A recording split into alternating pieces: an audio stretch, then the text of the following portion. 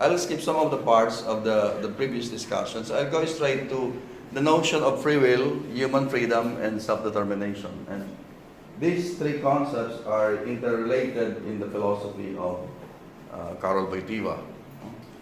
Now, in modern philosophy, freedom has been identified with independence and autonomy. Now, that's generally, very loosely, that's how we interpret human freedom. But Wojtyla takes a very close look, analysis at the notion of freedom.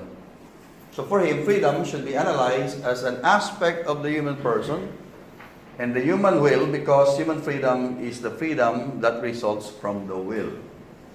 So that's different from the contemporary notion of freedom, like for example, the notion of freedom of Sartre. Okay? Sartre has an existential interpretation or understanding of freedom because he connects freedom with existence. Okay? But Wojtyla connects freedom with the will, one of the rational faculties of man. Okay? So, of course, the other faculty, is intellect. And between the two, intellect, the object of the intellect is the truth, and the object of the will is the good. Okay? And that's where the exercise of freedom comes in preferring the good. Okay? So the will is a constituent element of the human person because it's one of the rational faculties. Manifests itself through self-determination. So the will manifests itself through self-determination. Okay? But of course, the will is not only manifested in self-determination, because it can also manifest itself in some other ways. I'm going to mention that later on. Hence, human freedom can be identical with self-determination. To be free is to be able to determine oneself. Okay. Freedom is the main condition of man's will, and self-determination is the basis of such freedom. So he connects freedom and self-determination. Now, in the realm of action, since action is directed and controlled and determined by the self, then it is dependent on it's dependent on the self.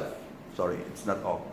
It's dependent on the self. Meaning, action is dependent on the self. And we have already explained why this is so. We have already discussed about efficacy. We have already discussed the notion of what else? Transcendence, etc., etc. But we're going to discuss that more in detail later on. So, in the performance of action, the self is not necessitated by any other factor. It is the self that determines its own action. And that, in general, that's the meaning of self-determination. The self is not determined by external factors, external objects. It is the self that determines itself. That's why it's called self-determination. Oh, sorry. What happened? Okay. Go back. All right. So next page here. This dependence of acting on the self or action on the self is the basis of freedom. The self is free because it solely relies on itself. So again, it's the self that relies on itself. That's the basis of freedom again. This relation and dependence of action upon the self is the very foundation of personal freedom.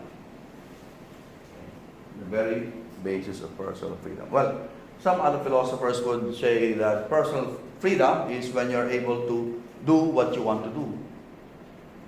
Even St. Thomas, for example, talks about two kinds of freedom. Freedom of exercise and freedom of specification. Freedom to do or not to do. Or freedom to choose between two or several alternatives. Now, Wojtyla anchors this notion of freedom not on the ability to do or not to do something, but to determine oneself. And part, of course, of determining oneself is determining one's action. Okay. So he goes farther, goes deeper than simply saying it's the ability to act or not to act, but the ability to determine oneself. And determining oneself includes determining one's own action. So freedom is part of self-determination or the root of self-determination? Or is it like this? Is it because I'm free, therefore I can determine myself? Or is it because I can determine myself, therefore I am free? It's actually the same. Actually the same. But freedom is other manifestation. So freedom is a broad concept for V1. The basis of the reason why we are, because if we are free, is because we can determine ourselves. In that sense, you can say that the basis of freedom is self-determination. Okay? But you can also say that the manifestation of freedom, and this one, when you say manifestation, it's no longer the basis. Manifestation of freedom is the ability to determine yourself. So you can put, you can interchange the two. But of course, since there is another manifestation of freedom, we're going to discuss later, that's freedom of volition. Then we can say that freedom, therefore, has a wider extension, wider application, because there are two kinds of manifestation of freedom: the self-determination and volition. And we're going to make the distinction later. So freedom, self-determination, and free volition. This is where I connect now the two. Freedom is manifested in self-determination and in free volition. So self-determination and free volition are two different things. Right? The object of self-determination is the self. Okay? So the self-determining itself. And the object of volition is an external object. No? So to will, volition is to will something. So volition as willing something means that the object of volition is not the self, but something that is outside of the self. An external object. Like for example, I want to eat. Okay? I want to eat. Or I want food. Or I want education. So education, food is something that is outside of the self. So the object of volition is an external object. Okay? What about the external object? The value of that external object. So you don't just want the object, you want something valuable in the object. Precisely because the object has a value that you want it. Okay? So it is the same self that determines itself and wills something meaning an external object. So it is the self that determines itself, and it is also the same self that wills something. Okay, so the freedom is always anchored on the self, but freedom has two manifestations: freedom as self-determination and freedom as volition. Okay, so the one that is free is the self, but the direction of the self points to two things. It points to itself in self-determination, and it points to something outside of the self in volition. Okay.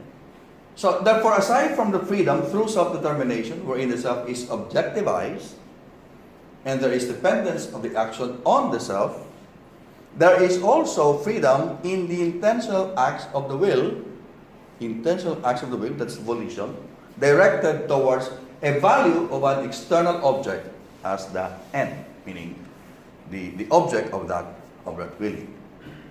Alright, so two kinds of manifestation of freedom: self-determination and the intentional acts of willing or volition. So freedom in this respect refers to the second, in volition. Freedom in this respect refers to the independence of the will from its intentional objects. The independence of the will from its intentional object. Okay? So in the first notion of freedom, self-determination, the self is dependent on itself. In the second manifestation of freedom, in volition, it is the self being independent of the object of its volition.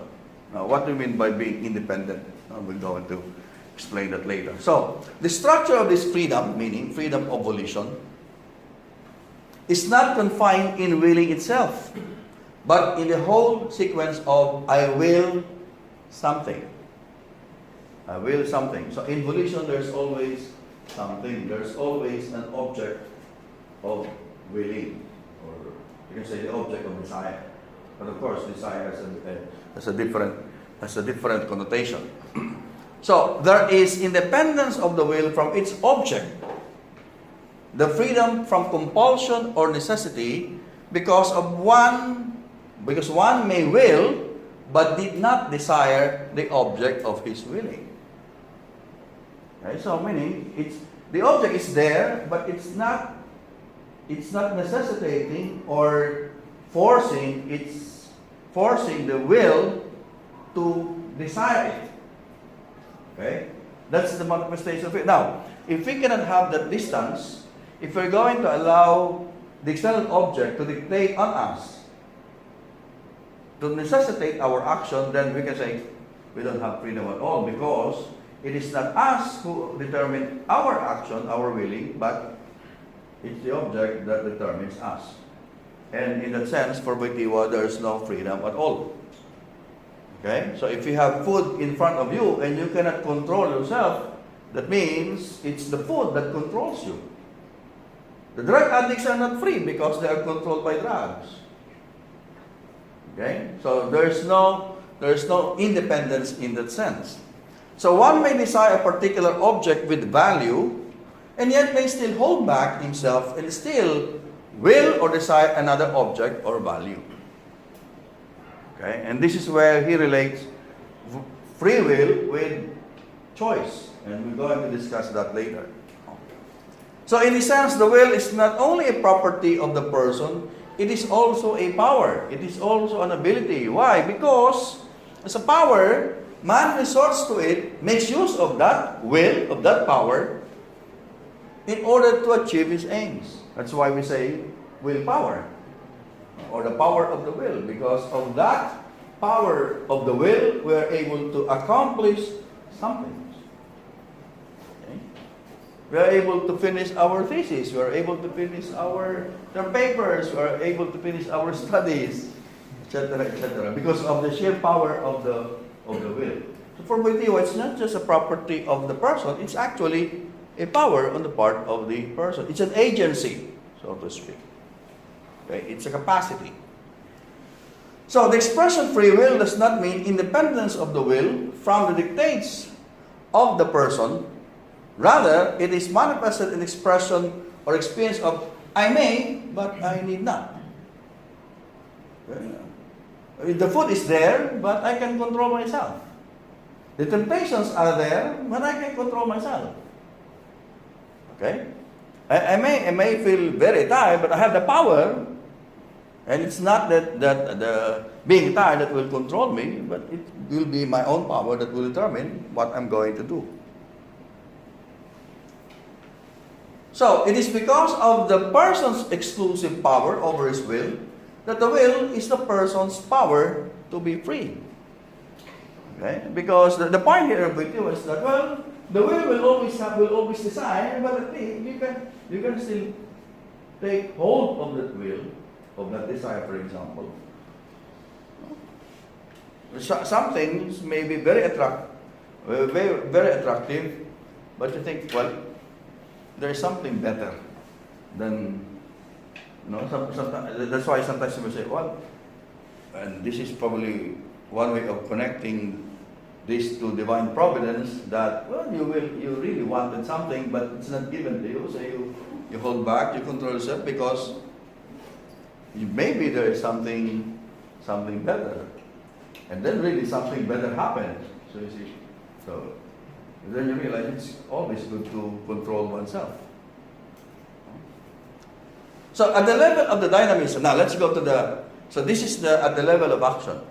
Now let's go to the other, because Wojtyla would always say, well, that's in the level of action, but there's also another dimension in man, and that is what happens. At the level of the dynamisms of nature, or something happens, Since there's no action, but only activation, so you see you know the difference between the two, that result from the different happenings in man, there's no self-determination. In the something happens, right?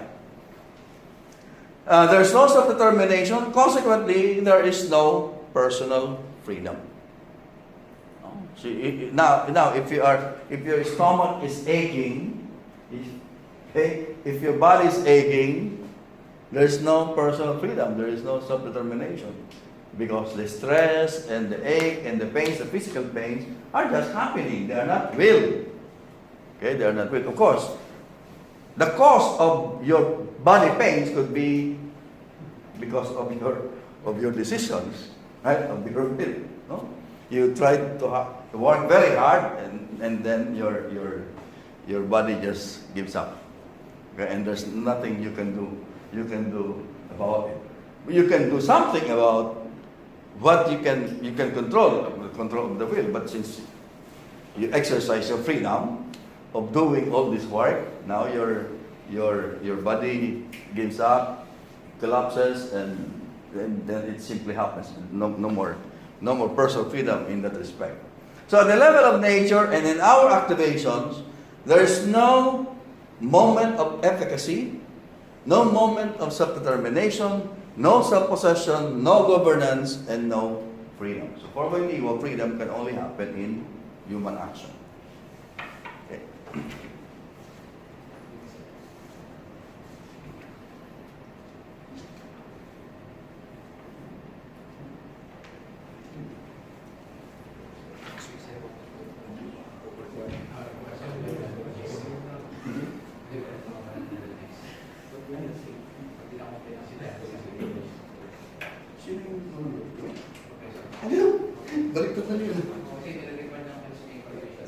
Okay. Okay.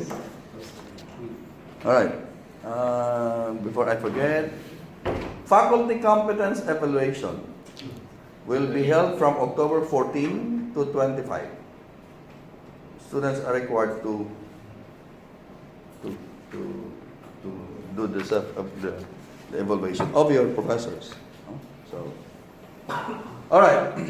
Where are we now? So, nature in this perspective means that what happens in man has nothing to do with freedom, and the dynamisms that happen are independent of the will. So what happens in the body, your bodily activations are independent of the will, and therefore there is no freedom. Human freedom is rooted in the very structure of the human person. In the subjective measure of personal freedom is the degree to which one has succeeded in integrating the complex strands of his consciousness and various dynamisms within his whole being as a complete person.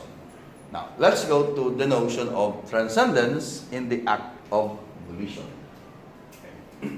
And here we're going to discuss the two kinds of transcendence. In the act of willing or volition, the self directs itself to an external object. This is similar to the intentional object of consciousness that Husserl is talking about. But of course, there's a difference between consciousness, cognition, and volition. And we're going to see the difference here. In the intentional act, the subject orients and directs itself to an object outside of itself.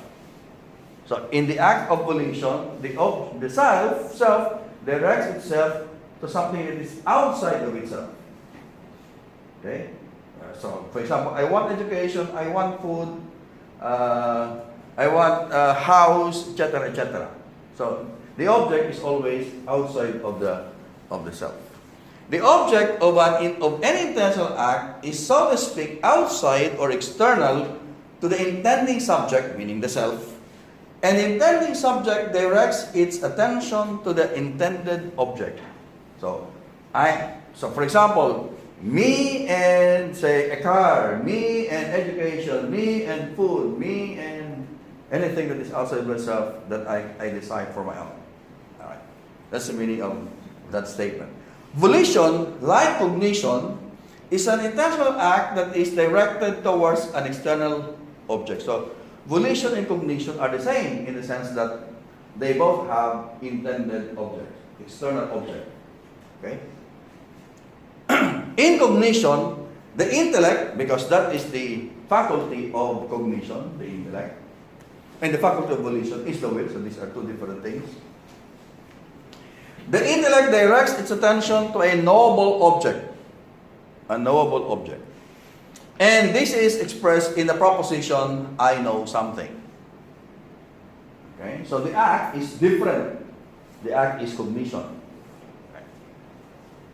In volition, the will directs its attention towards a desirable object. So the object of volition and cognition are two different things.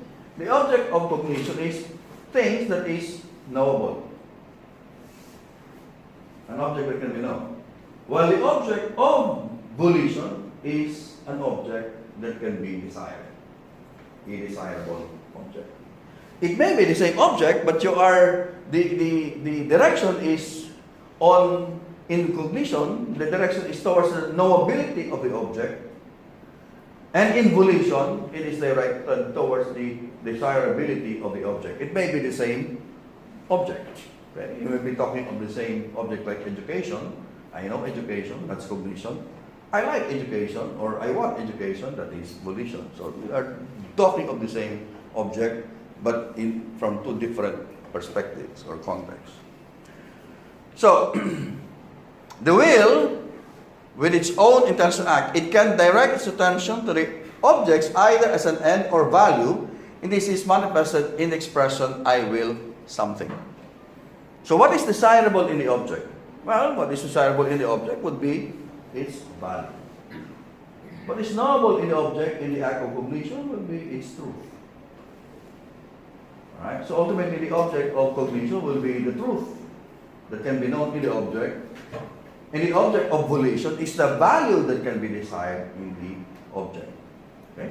So truth about education, value of education. So when you're talking of truth about education, then the act is cognition. When you talk of the value of education, then the act is volition. Okay. So in the intentional act, in any intentional act, volition or cognition, the human subject, aside from being oriented or directed outward toward an object, somehow extends beyond its own limit. It extends beyond its own limit because, well, if that's the object is outside of you, so you extend, you overstep yourself. Somehow you extend. No? So for Wojtyla, it's not just intending, but it is extending or overstepping the limit of the subject. So this overstepping of the limits happens in both acts of volition and cognition, whereby they are both directed toward their respective external objects and in effect overstep the limits of the subject. So the overstepping there is simply to extend itself towards the object. So to speak, the subject, so to speak, go out of itself to desire or to acquire the object. However, these two acts are different in the sense that the act of the will or volition is transformed into a particular intent or tendency. That's why those of us who are familiar with with domestic psychology, for example, the appetite, and the will is a rational appetite, is defined as the tendency toward something. Okay? So the appetite, and this in the sense, the will is an appetite. Appetite is defined as a tendency toward something good or away from something evil. So the key word there is a tendency toward. Okay? So it's transformed into a particular intent or tendency. To know is different from to will, because to know is being intent about something. To intend about something, to know about something. Okay? But to will is tending toward something. So there's a difference between tending about and tending toward. So if I know, I tend about the truth about something. But if I will, then I tend toward something that I consider to be of value. Okay? In other words, in the act of the will, there is a movement towards the willed or intended object. A kind of movement that is not present in the act of cognition. Okay? That's why we can say that the act of volition is more intense than the act of cognition. Unless you will the truth. I mean, you don't just want to know the truth. You want to attain the truth. You desire the truth. And therefore, there is more intensity in desiring the truth, attaining it, than simply knowing the truth. And sometimes, when you study and you don't have any desire, you can fall asleep. But if you really have that desire, that passion, that intention, that will, oh, yes, you sleep and then later on, wake up again and then read again. But if you just want to know, you feel sleepy, what happens? You sleep the whole night. Because you just want to know. But if you really want to pass, you just don't want to pass. You don't just want to know the lesson. You really want to pass, then you exert more effort because it's a more intense act. Okay? Alright, so the moral lesson, I think, is don't just know, desire. Okay? Will something that you want to know in order for you to, not to sleep. I mean, for you to study. Okay. So, transcendence. So this stepping out is called by Wojtyla as transcendence. Transcendence is the stepping out of the limits of the subject towards the external object. And he applies that to the act of volition. Both to the act of volition and to the act of self-determination. Okay? That's why, for Wojtyla, transcendence is also a manifestation of freedom. Okay. So, in willing or volition, this transgression of the limits or this overstepping of the limits in the direction of the object is called horizontal transcendence. Horizontal transcendence. Okay? Because it's as if the subject and the object intended are on equal plane, and the self extends itself towards the object, which is outside the self. Such an active directing also implies the transcendence of the subject toward the value and end. So the subject actively goes out beyond itself toward the value. In horizontal transcendence, the subject crosses its own boundary, so to speak, towards the object with a value. Of course, we are not saying that it's really going out of the self, but of course, as a matter of speaking, it's like you go out of yourself. You go out of your way, you go out of yourself in order to acquire the object that you will or the object that you desire. Another type of transcendence, which is manifested in self-determination, is called vertical transcendence. So there is horizontal transcendence and there is the vertical transcendence. In vertical transcendence, the subject, meaning the self, steps out of itself and maintains a dominant position and exercises its own freedom in order to determine the self. So it's like it's a self stepping out, or it's not literally stepping out, but what's that? Overseeing. Yeah, it's overseeing. It's above itself, takes a dominant position, and oversees, determines, governs, directs, controls the self. That's the meaning of the vertical transcendence. So in self-determination, the person or the self assumes a dominant position. Hence, it is a self that determines, possesses, governs, and controls itself. So self-determination is explained in terms of the vertical transcendence, and the act of volition is explained by Wojtyla in terms of the horizontal transcendence.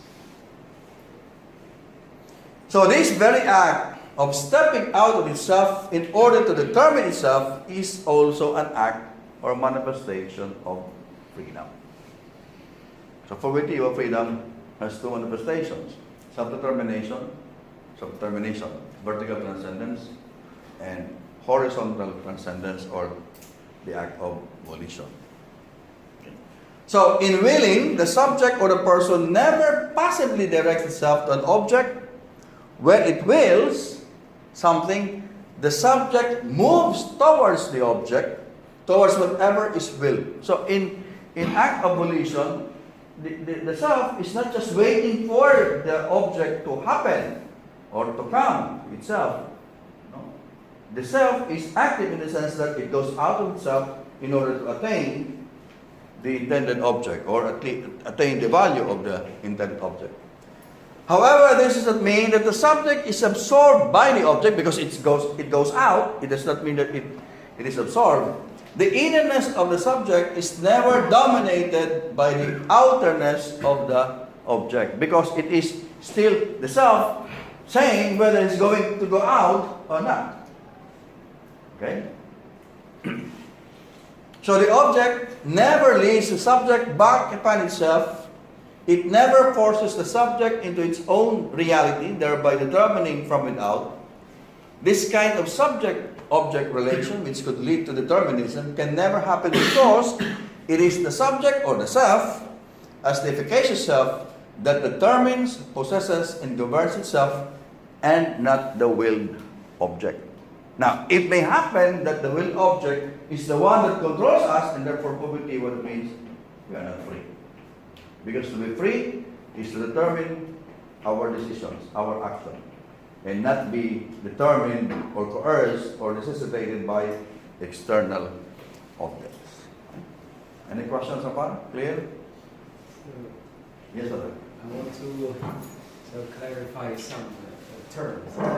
Transcendence. Is transcendence a condition of self-determination? My understanding, something like transcendence is a kind of, like at least vertical transcendence, is the very condition of self-determination. Because only when you transcend, then you can determine yourself. Yeah, without, so in that sense, transcendence is a kind of condition. It comes before self-determination. It comes before. Of course, there's no Yes. there's no time difference, but logically. So when I transcend about myself, I see, and then I determine. Yeah. And by determining myself, I am free. Yes. Because if I don't determine myself, then There's something that determines. then I'm not free. Yes.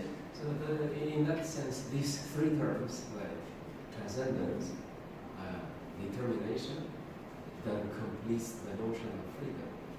Okay. Can we say that? Yeah. Yes. But of course, you have to still go back to the notion of efficacy, because that's also part of the understanding of freedom.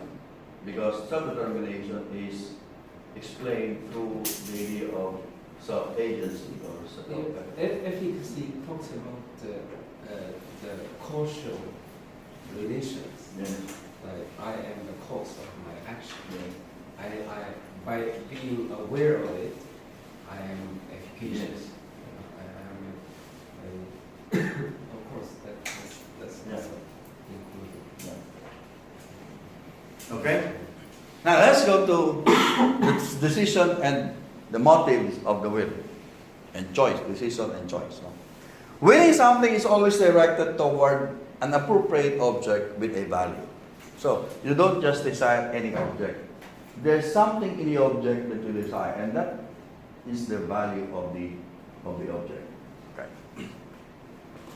The greater the good or the value, the greater is its power to attract the will and consequently the self or the subject. So it comes with the attracting power of the value. Okay?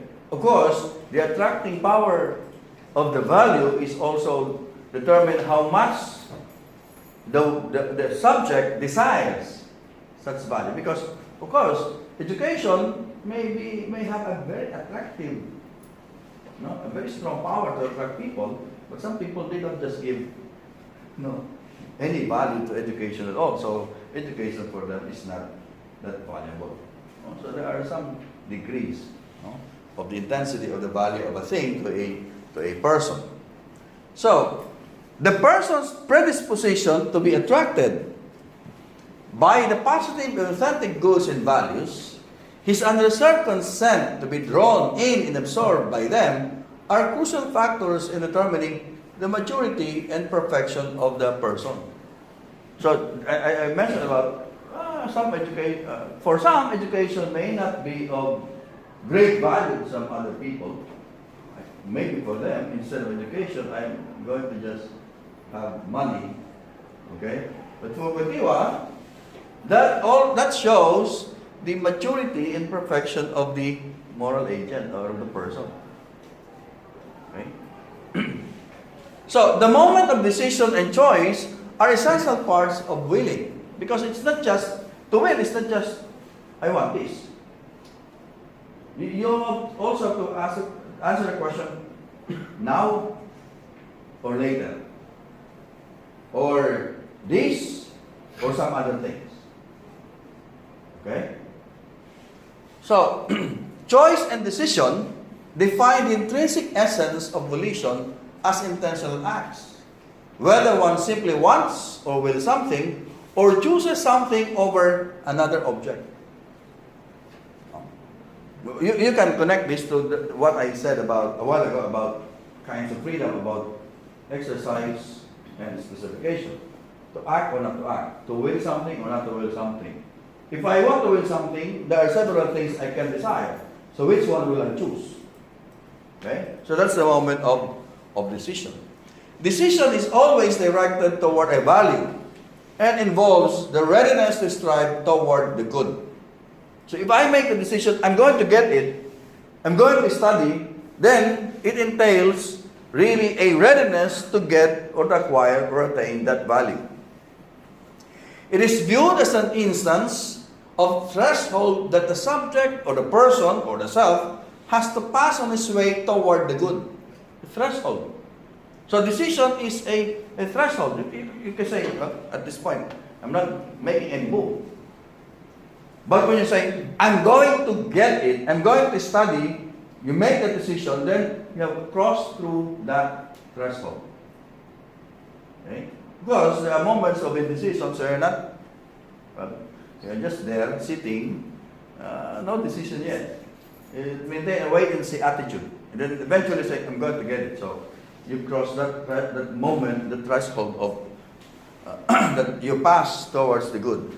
So his decision is somehow influenced by his absorption of the good and is further augmented as he approaches the good. So absorption of the good, meaning I realize really education is good, so I'm going to make this move. I'm going to enroll. Okay? I'm going to enroll in the grad school and get my MA or get my PhD. And of course, the more you become absorbed into it, the more that you see how good the value of the good that you desire, the more that the intensity increases. Okay? But of course, you can also say, well, the more I get closer to the object seems to be getting more difficult. Okay? Or it's not really that good. I realize this value is not really of value to me. I thought PhD is good, but now PhD is not so good, so I'm not going to finish it anymore. Right? Thomas Cohen, everything is great. Straw. just when you think PhD is a good thing, and then you realize, I don't need a PhD. No? But anyway, so the more he is absorbed by the good, the more decisive he becomes in his action. And conversely, of course, the more you see that the good is not really good, the more that your decision becomes less intense. You become more indecisive. So motives affect our willing, more particularly on the intentionality of the will. Motivation is the effect of motives to our willing. When we start or when we want something, the object presents itself to our attention as a good and manifests its value. Motivation is not determination, although it is a condition for auto-determination. Because when you become motivated, motivation is like a spark. No? It's like a spark plug. It starts you, it kicks you up in order for you to move. Alright? So, motivation is something that is inner. Auto-determination is the readiness to direct the intention of the will to any object within the range available to the will without prejudicial preference. What motivation does is to lead the will out of its initial indetermination, out of its initial indecision. It is motivation that initiates the action of man. Without motivation, man would not move out of indetermination. That's very important to have the proper motivation, because it's the one that kicks you, kick-starts you, that initiates the action. Okay? So it's really very, very important for Wojtyla, this notion of motivation. And you can apply this even, for example, in participation. No? One of the more popular topics in the philosophy of Wojtyla is participation. Okay? And one concept that is usually connected to participation, is common good. And for Wojtyla, common good is not just something objective. Common good can also be subjective. Okay? And what kickstarts us to work for the common good is the motive, the desire, the drive to work for the common good. Because without this desire, this motivation, we will not start. We'll just remain passive. Okay? So, for Wojtyla, the motivation is very important. Okay? Because even if you have the attracting power of the value, if you're not motivated by the value, you will not move. And even for example, in the case of love, you may have a very attractive object, human person, there, but if you're not motivated by it, you will never move. So for Wojtyla, the emotions, the emotions are very important, because it's in the emotion that the motivations really kickstart itself. So, the intentional act of volition may be classified into two. The simple act of the will, wherein the will is presented with only one object. I want to eat, and there's only one kind of food on the table. That's rice. So eat or not? Rice. Okay. Or it can also be presented with several values or several objects. So in the first one, the will is presented with only one object, only one motivating value. Or it can be compounded or extended, wherein the will is presented with at least two objects with their respective values. So instead of just rice, now you have noodles. Okay? Siopaw. So you have to make a choice between or among the three, or at least the two. Okay? Both have their own respective values. So if you go to eat rice, rice, my sugar will increase. I'm just going to eat noodles, but it's the same. It's also carbohydrates, so it's also sugar. So in the simple act of volition, since the will is presented with only one value, the subject simply desires it, or not desire it, and experiences no internal splits or doubts, because there's only one. Okay, there's only one. He does not have to make a choice. There is simply, I will something or I will X. In the compounded act, the choice has to be made between at least two values, or I want to complicate the whole thing, 3, 4, 5, 6. Okay? So I will either X or Y. When the will is presented with more than one object as the end of possible striving, when it can choose from a number of values which may compete each other, or may even be mutually contradictory, then an unequivocal decision is impossible. You can say yes or no, because now you have to make a choice between two desirable goods or values. In the deliberation of motives, there is, besides the readiness toward the good, a sort of momentary suspension of the process of willing. A momentary suspension of the process of willing, because now you don't just say, I want this, because now there are two things you can choose. Bigyan ng kanta, si Aida, si Lorna, o si Fe. Okay. Alright, so, complex motives somehow suspend the decision. The decision becomes a choice. So it's not a simple decision between doing this or not doing that. It becomes a decision between, or a choice between this value or this value, or this value or another value. Choice is the decision to turn toward one value and renounce all the other objects with their respective values for the sake of that one value.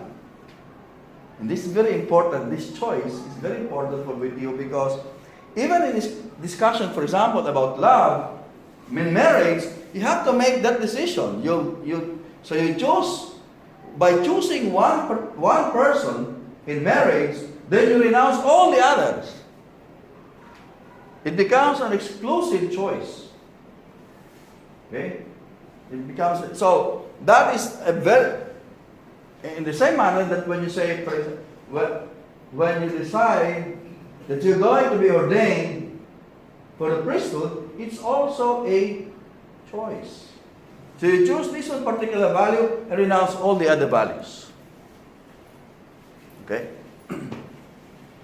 So, it necessitates the putting off of some potential willing in favor of the actual one. And of course, there are some choices that you can retract, you can change, but there are choices that remain permanent and you can no longer backtrack and you can no longer say, I quit. I don't want to do it anymore. No?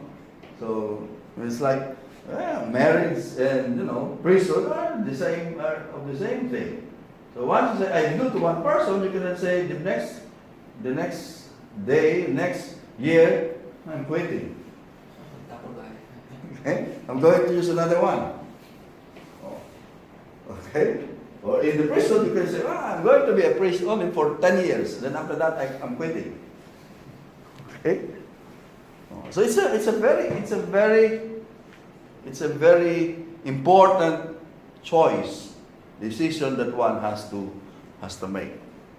So decision is more fully manifested in choice rather in simple willing, because in choosing, the subject manifests his self-determination, his freedom. He's the one making the choice. Okay? He's the one making the choice. Freedom is present and manifests itself in the ability to choose. Okay? Of course, some philosophers say, well, that's actually what we're trying to say. What we are saying, that freedom is the power to choose. But Wojtyla goes deeper into how we express or how we practice this choice. This ability to choose confirms the independence of the will in the intentional order of willing. In choosing, the will is not cramped by the object, by the value as its end. It is the will and only the will that determines the object. So if you have several objects here, and then you choose just this value, just this object, then it's really the self that determines which is going. So marriage and priesthood and all these are all acts, profound acts of self-determination. So freedom is both dependence and independence. It is dependence on the self or the ego, because it is the ego or the self through the will that decides, and independence from the object, since when the self or the ego decides, it is never determined by the object. So freedom is both dependence and independence.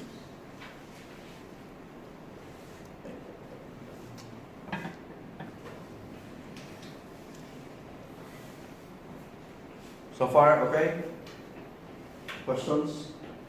Before I move to that, yes, Armand. I might be a little bit advanced in your question, but this is still in line with the choice. Yeah. But which one is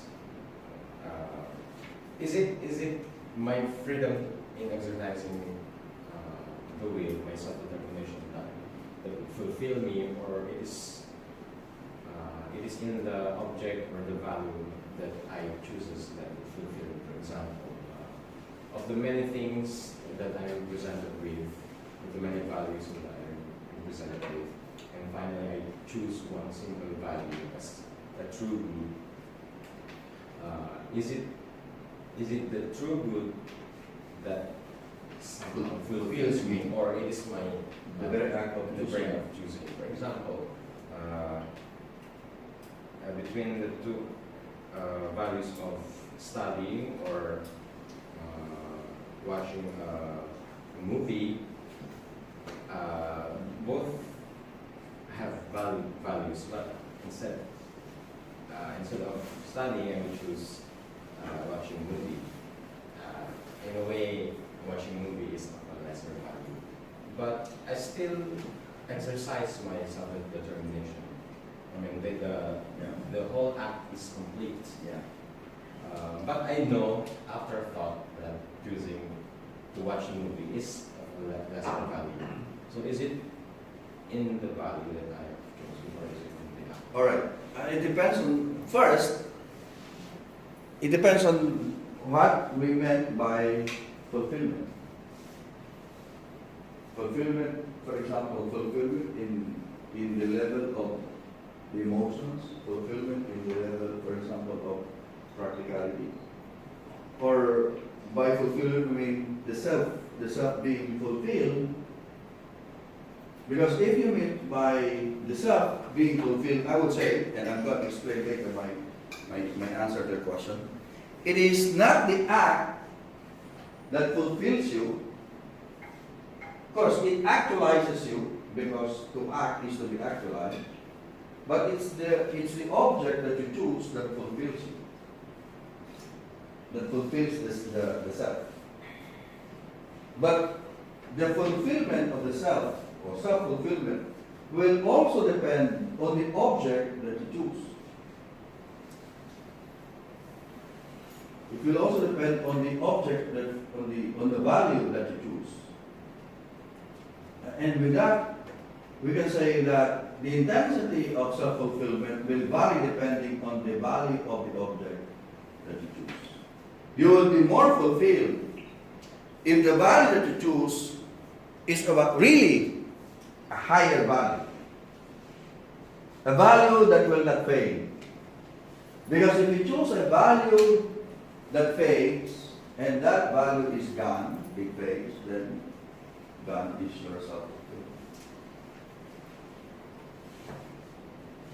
So it will also depend on the kind of the value that you choose. Right? We have that in there because we'll be talking about self-fulfillment later on. I can explain that better when we go to that, when we reach that part.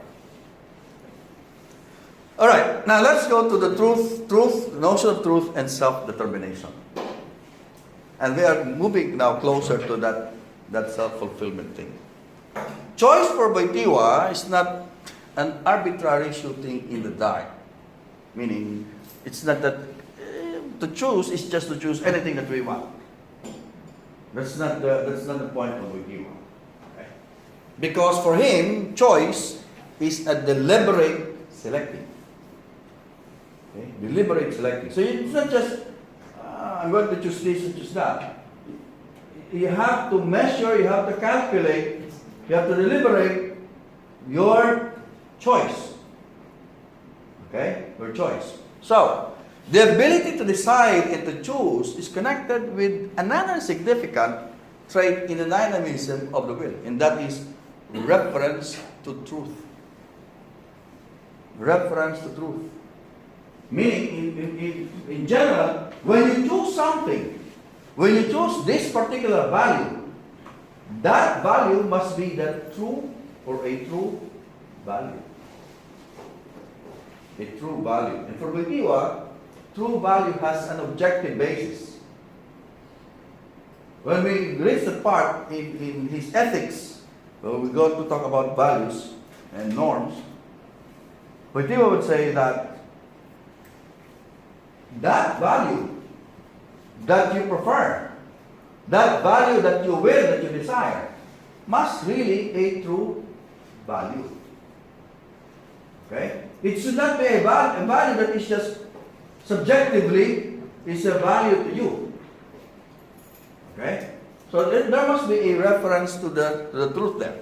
Truth is what releases the will from determination of the object. Releases the will from determination of the object. Right? Because it's the agent, it's the self that will appreciate the true value of the object. But the value of the object does not depend on how the object sees the value. There is for Wojtyla an objective basis of the true value of the object. Well, in his ethics, he's going to talk about the norms. There are objective standards or norms by which we can determine the true value of the object. So the true value of the object does not depend on how I look at the value. Just remember, our consciousness may be colored by our emotions. So that something may have a value for us because we simply love. Ay talagang gusto mo yung cellphone eh. So kahit na gaano kamahal yan, may value sa iyo. Kasi in the first place, you really like to buy the cellphone.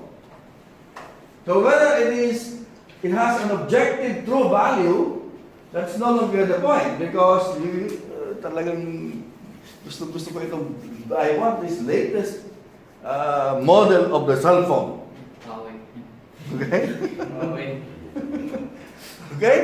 So, it releases the will from determination of the object and enables the person precisely to be self-determining in his acts with respect to all possible objects. This is so because the objects that are presented to the person who makes a choice are presented through cognition. And what is the object of cognition? Truth. Okay? The truth. So cognition is a focus on the truth, on the reality of things. If cognition is focused on the truth, on the reality of what things or objects really are, the true value of the object. The cognized truth of the object mediates the object and the will, so that the values do not compel the will, but are freely responded to by the will, because my cognition, my intellect, presents to me the true object, the true value of the object. That's why for Wojtyla, reason and will should always work hand in hand. It cannot just be the will. The reason should be there because the reason is the faculty of cognition, and the object of reason and cognition is the truth. It's reason and cognition that allows us to appreciate, know the truth. And therefore, the self can maintain a distance from the object. Okay? So I cannot just, I have to be guided by reason in order for me to know the true value of the object. So you have to discern. And discernment is an act of cognition. My problem with young people nowadays is they don't discern at all. They just rely on their volition, on their feelings. Okay? No reference to the truth. And the reference to the truth is not just limited to the truth of the object, it also refers to the truthfulness of your feelings. Because what you're feeling now may not be the real feelings. You may just be blinded by the attractiveness of the object. So now your feelings are right. You feel it is true. Tomorrow it's gone. Okay? And I always tell my students, these young people, be careful of what you feel tonight, because it may not be the same feeling the following morning when you wake up. And when you wake up, you have lost everything, and you can no longer take them back. So be cautious be cautious. Get the right feel of your feeling. Because that feeling may be very intense one night, and then for one day, and then the following day, it's totally gone. Truthfulness. No? Truthfulness of the feeling, not just of the object. So I tell you, so you think this guy is good? Is he really good? Truly good? So you feel this way? Is that your real feelings? And later on, gone.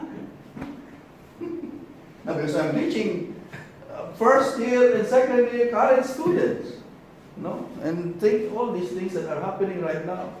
You always have to remind them. No, I said, tell them, oh, be kind to your parents. It's the projection. All right. So, the recognized truth of the object mediates the object and the will, so that values do not compel the will, but are freely responded to by the will. But while through cognition the truth is known, it is the will that responds to the truth. So, the reason and cognition are there to guide. Because eventually, it is the will that makes the decision. But at least, it is an informed decision. Or an informed choice. The will itself, in its own structure, is referred to the truth and wants the truth in what it wills or wants. The will wants true goods, not things that appear to be good or are really not. Those things that may appear to be good, apparent good, but they are not. So I always tell them, it may be good today, but tomorrow it may no longer be the same good. So to choose does not simply mean turning toward one value and away from others. It means making a decision according to the principle of truth upon selecting between possible objects that have been presented to the will by reason through the act of cognition. So knowledge is a condition that enables and influences our choice, decision-making, and the exercise of self-determination. So you cannot separate cognition, reason, and self-determination, because you have to refer your decision, your freedom, your choices to the truth, which is the object of cognition and the object of reason. So, the will's reference to the truth is the inner principle of decision and choice. Truth in cognition and intrinsic orientation to truth in the will are what make freedom and choice possible and authentic. There can never be authentic freedom without the truth. And I think when you read many of the writings of John Paul II, as a Pope, he will always goes back to this idea of reference to the truth. Okay. And you have, of course, you are more familiar with the encyclical letters. So, in every volition, there is a specific moment of surrender to truth. surrender to truth. Even before the object is presented the will for decision and choice. It is because of the surrender to the truth that the person becomes independent of the objects of his own acting through the moment of truth. This moment of surrender to the truth is contained in every authentic choice of decision making. Surrender to the truth. Of course, it's a more dramatic way of saying it, but it simply means that you have to refer to the truth or follow the truth. All right, next thing, the experience of value. And this is still connected to the truth. Wojtyla regards cognition of the intentional object based on truth as experience of value. The experience of value. True experience of value. Value is the primary object of one's willing. I said object, but what do we decide of the object? The value of the object. And this is somehow identical with the good. The value of the object is the good. By value, he means the good insofar as it offers itself to and for the integral being of the concrete person. Hence, in every experience of value, the person learns the truth about the will's object, which is the good. The true good. No? So when you say true experience of value, that means we experience the true good. The true good of the object. The moment of truth must be distinguished from the truthfulness of the particular choices and decisions that may be actually made. Truthfulness of particular choices. That's different from the truth of the object. Right? So when we make a decision, that should be a true decision. But sometimes, we can make mistakes in our decision. We can err in judgment, and we can choose against the truth of the good. It happens a lot of times. It happens a lot of times. We've been counseled that this is the right decision. And again, I've always told my students, so you listen to your parents, listen to your teachers, so you can be counseled about the truth of the good. But sometimes, even if they listen, they still make mistakes, error of judgment. And I always tell them, when do you make an error in judgment? When you are not in the full control of your faculties. And when does that happen? When you are intoxicated. I just wonder whether John Paul II, he relates this idea to just like conscious like that. Yes, later. It sounds very similar to conscious. Yes. Actually, he connects. The conscience has a very important role in that. Conscience.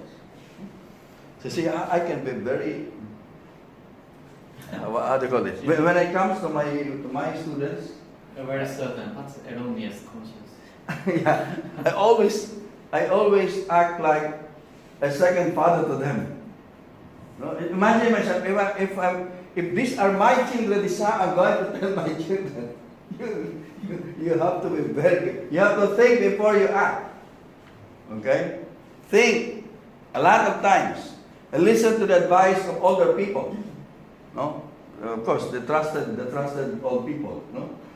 Because there are also old people who cannot be trusted. Okay? Alright. And some of my students,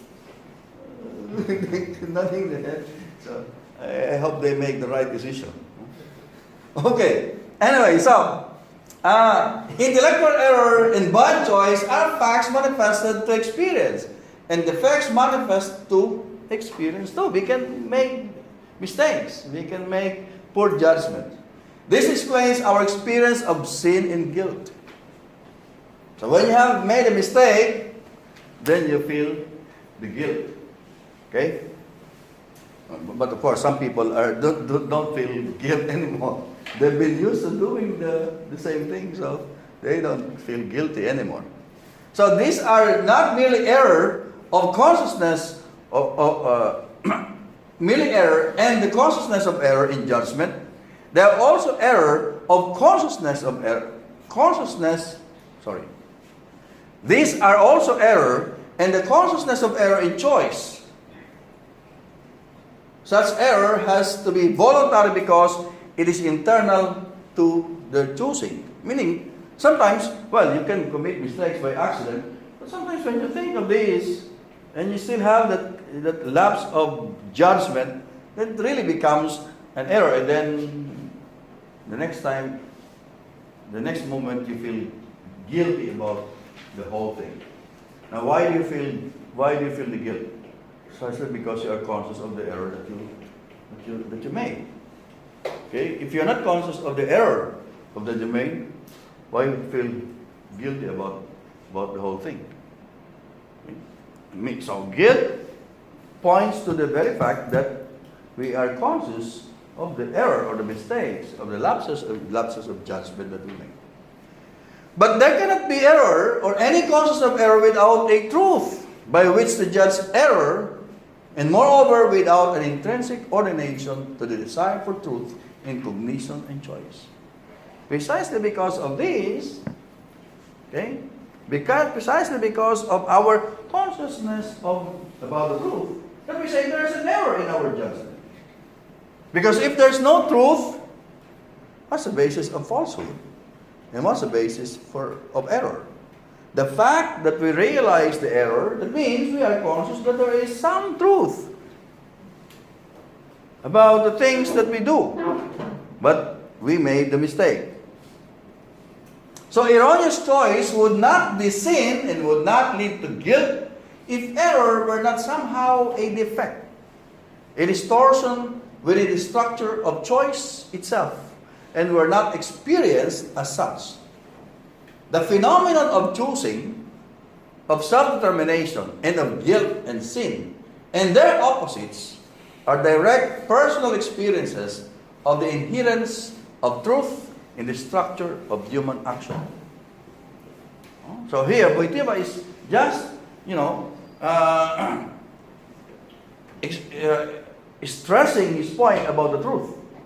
That there is always an inherence of the truth in our action precisely because of these experiences.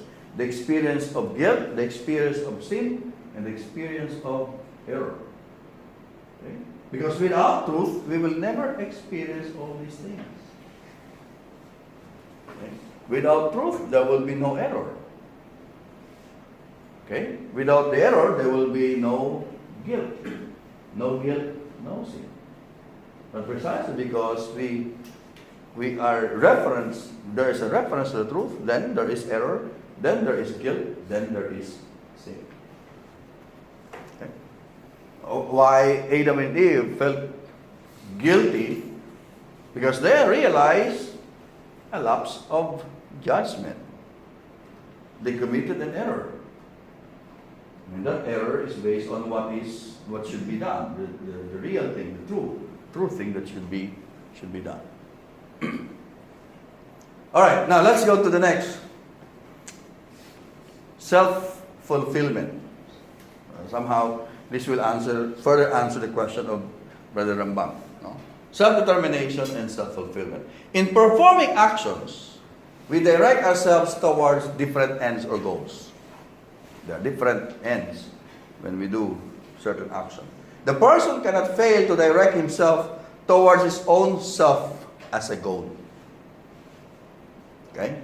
His own self as a goal. So, we have different goals when we do an act, but one important goal is the self. Okay? And that goal of the self is to fulfill itself. So self-fulfillment is a self-goal, a goal of the self. In other words, when a person directs himself towards other goals and values, he likewise determines himself and his values. Consequently, the performance of conscious actions has a consequence in the person. Action is aimed at self-end or self-goal. And this self-end is self-determination and self-fulfillment. In the performance of a conscious action, man does not only determine but also fulfills himself. Thus, the performance of an action brings fulfillment to the person who performs the act. There is a connection between to perform and to fulfill, or to act and to fulfill, or to act and to actualize. Okay? So, this is why fulfillment seems to be the best homologue of the term act. To fulfill, to act, is to fulfill. Or to act is to actualize. Indicating that the fullness which corresponds to a definite possibility or potentiality. And due to the fact that every performance of action means fulfillment, then we can say that to perform is to fulfill, and to act is to fulfill, vice versa.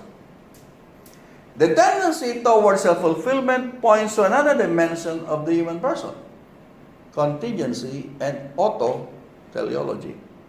Auto-teleology means self-fulfillment or self-end. Telos is end or purpose. Self-fulfillment shows that man or the self is incomplete and contingent. And therefore the aim of the human being who experiences himself as essentially incomplete is the fulfillment and actualization of the self or itself. Okay? So that's auto-teleology. We are contingent, we are incomplete, and of course, the desire of the self is to complete itself or to actualize itself. So this tendency reveals that the human person is not a closed-in structure. He is not a completed reality, but a being who continuously develops, defines, and actualizes itself. And through self-consciousness, the person is able to turn towards himself, sees himself as incomplete, and through the structures of self-determination, self-possession, self-governance, is able to fulfill and complete himself or itself.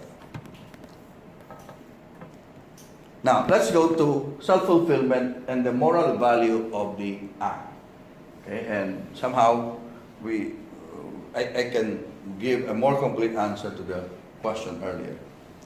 It may seem that every time a person performs a conscious act, he fulfills and completes himself, whether such act is good or bad. It may seem so. Because in our discussion, in the previous discussion, we never make a distinction between whether the action is good or bad. We're just talking of action, okay, or acting. But this is not the case for Wojtyla. Because human actions, once performed, do not just vanish without a trace. They leave their moral value, which constitutes an objective reality intrinsically cohesive with the person, and thus a reality also profoundly subjective. Meaning, it depends on the moral value of the action that we perform. Every action leaves a trace to us. Okay? And the trace that it leaves to us is determined by the moral value of the action that we perform. Okay? The moral value of the act is crucial to fulfillment and completeness of the person who performs the action. And since the one performing the act is a person, then he is somebody, and being somebody may be either good or bad, depending on the act that we perform. So if we do or perform good acts, then we become somebody good. And if we do evil action, bad action, then we become somebody who is bad. Now, of course, that's different from the inherent value of the person himself. That's different because the person himself has an inherent value, an inherent dignity, okay, which is not based on whether the action that he performs is good or bad. It is simply based on the very fact that he is a human being, an imago Dei. But the moral goodness of the person will depend on the morality or the moral of the actions that he performs. So man fulfills himself as the person, as somebody, and as such he may become either good or bad, which means that he may or may not achieve self-fulfillment. Okay? So it depends on the action that we perform. Right. Existentially and ontologically, every action may be viewed as some kind of fulfillment of the person. Because to act is to actualize.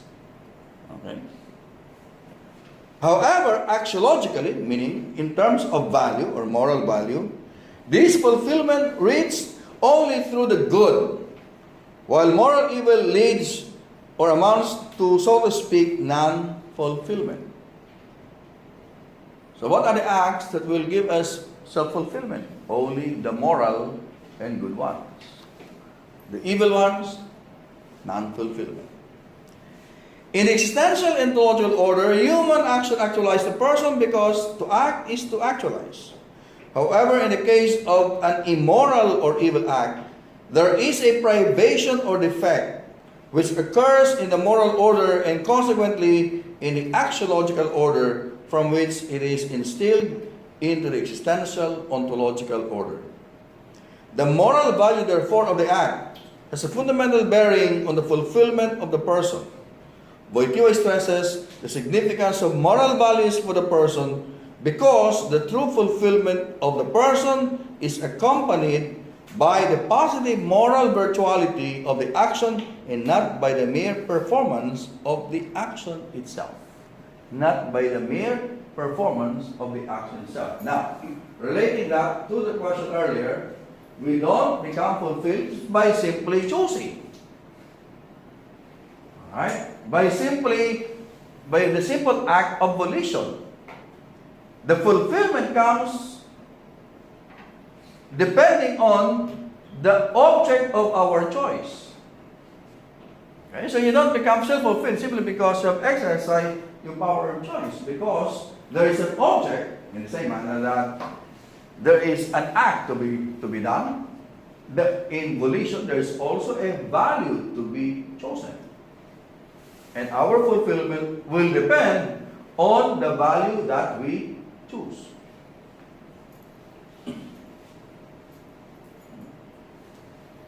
So you can say, well, I am fulfilled because I exercise my freedom. I have exercised my volition. I have exercised my choice. Well, it depends on the kind of choice first, on the kind of choice that you made, and the kind of value that you have chosen.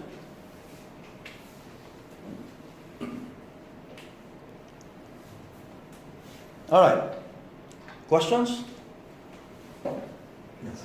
Do we have to will to transcend, or is transcendence predisposition?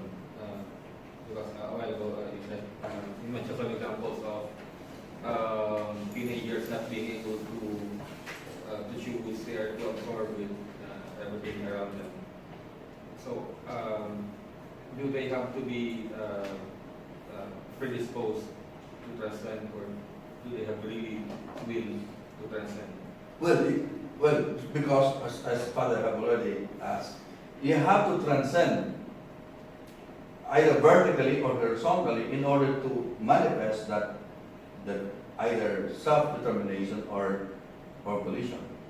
So there has to be a transcendence. Now, your question is, are they predisposed to? Because it's a manifestation of freedom, where freedom is self-determination. So Yes. In the very act of self-determination, or in this case, act of volition, there's always transcendence. Okay. So when when teenagers, when they make a decision, they make a choice, they always have this transcendence. So there's always a distance between the self of teenagers and the value that they choose. The problem there is the kind of value that they choose. That's the problem with teenagers. There will always be horizontal transcendence in every decision that they make. Okay, because for Wojtyla, that's how he explains the act of volition, the act of choosing. There is always a horizontal transcendence between the self, myself, and the object or the value of the object of my choice. The problem with the teenagers is that what is the value that they choose? And that's where we can, teachers and priests and religious, that's where we can have a very important role in informing them of the values that they have to choose. I don't know if I answered your question. So the error there is the error in transcendence or is the error in judgment? It's in the judgment, not in the transcendence, because the transcendence is always part of the choice. You always transcend in order to make the choice or in order to determine yourself. You always have to transcend. Transcend here, transcend there. The problem is, as I already pointed out, is in the error of judgment. In the error of judging which value to choose. And like now, for example, it's exam days in all these colleges, and they can have an error of judgment when they prefer to play Mobile Legends instead of studying. That's an error of judgment. But they will always have to have horizontal transcendence when they make a choice whether study or play. Okay? And the error is in the judgment on what value to choose. And that's where we can be very, very helpful to the students to guide them. Daming araw para maglaro ng Mobile Legends. Mag-aral lang muna tayo ng study now and play Mobile Legends later. Although some students will say, sir, aral, kailangan we also need to relax, so we also need to play. When you see them, sometimes I'm staying there in some residences, and down you have McDonald's there, and they have transformed the McDonald's into a study hub, study hub or like some sort of library. So you see many students there studying. Marami silang books and notebooks, etc., laptops.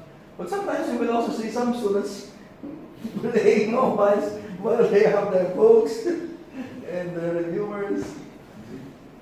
But of course, these millennials, it's difficult to understand them now because they can do multitasking, no?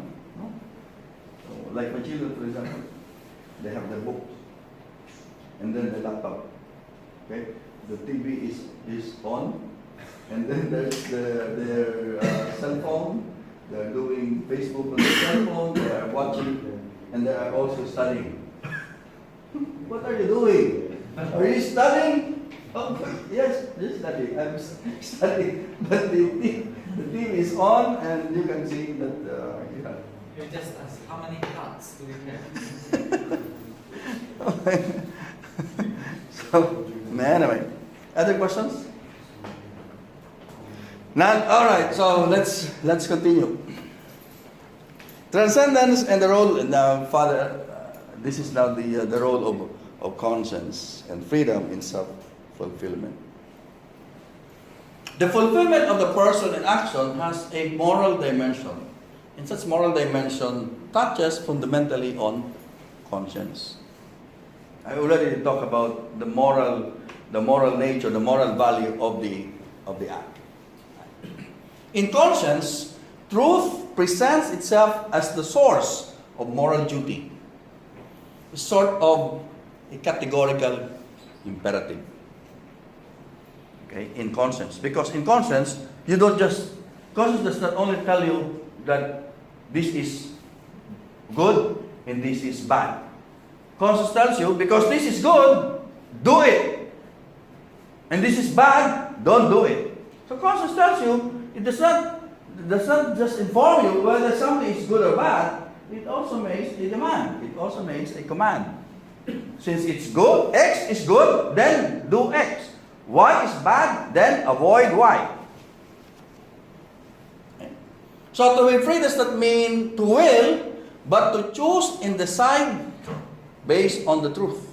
And consequently, there is a subordination of the good to the truth. Because the good must be a true good. So truth qualifies the good. It cannot just be any good. It should be a true good. Okay? Conscience is the proper place of the subordination of the good to the truth. I already mentioned surrender to the truth. Right? And for Wojtyla, it is in conscience that we come to surrender to the truth. So, in conscience, the human act becomes the willing and choosing of a true good. In conscience, through its first principle, do good, avoid evil, that directs the person to choose and will the good, and in effect to transcend, go beyond the self, and somehow rise above the self in the direction of truth, and in the direction of a good will, and chosen in the light of truth. So meaning, in conscience, we have to be guided and we have to follow the truth. Now, of course, there are many kinds of conscience. No? And the kind of conscience that prevails now is really very, very dangerous. The good becomes bad and the bad becomes the good. And people are clapping. Clapping about the evil. They are clapping when the president, for example, tells bad jokes. So, you don't clap for evil, you clap for something that is good. So, apparently, the bad jokes of the president, for them, is good because they clap.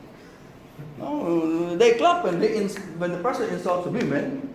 When they clap when the president insults the church, the priest, and the Pope, and God, and they clap.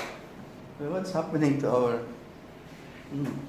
So that's a very, very dangerous thing. No? Maybe they just want to save their positions. No? That's why they clap. Anyway, so. The person fulfills himself when he performs an action that is good, and a true good, a good that is in accord with a true and good conscience. True and good conscience. And hopefully,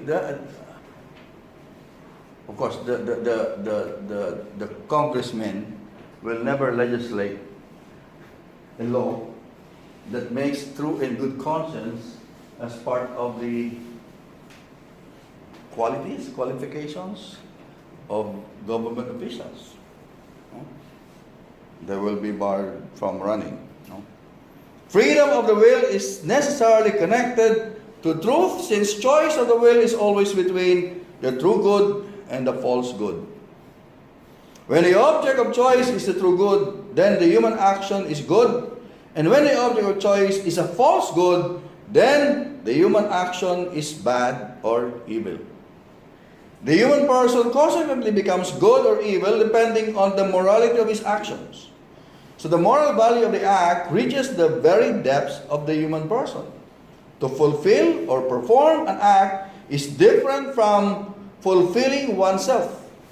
But definitely, self-fulfillment depends on the fulfillment or performance of a truly good act. So Wojtyla puts together good and true into the action. When man performs an act, he at once actualizes himself in the action. And as a human person, he becomes either good or evil, depending on the moral value of the act performed. Now, truthfulness, conscience, and responsibility. So, we add here the notion of responsibility. What is the relation of truthfulness to conscience and responsibility? And what is the implication of truthfulness to conscience and responsibility? Now, consciousness or conscience should be based on truthfulness. Truthfulness. Responsibility is basically founded on freedom, but for Wojtyla, the source of responsibility is more than freedom, but the sense of duty. And the one that tells us our duty is conscience.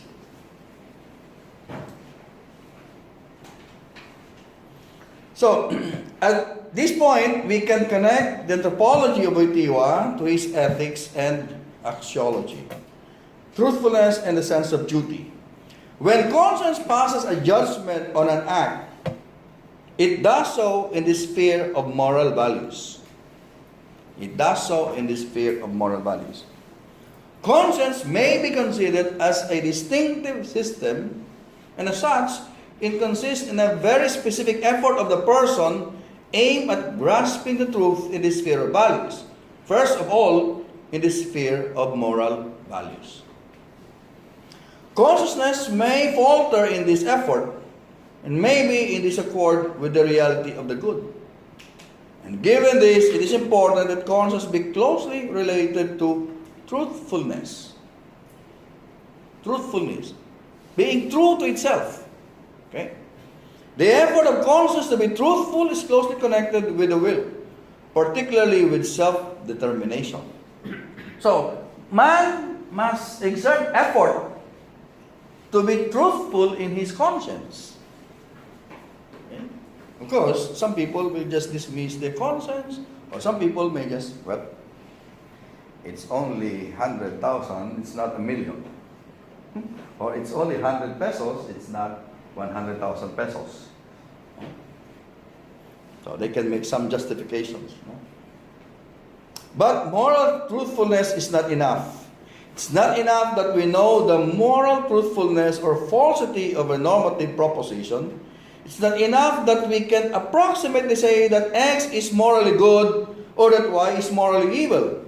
There should be a transition from X is morally good to I should do X.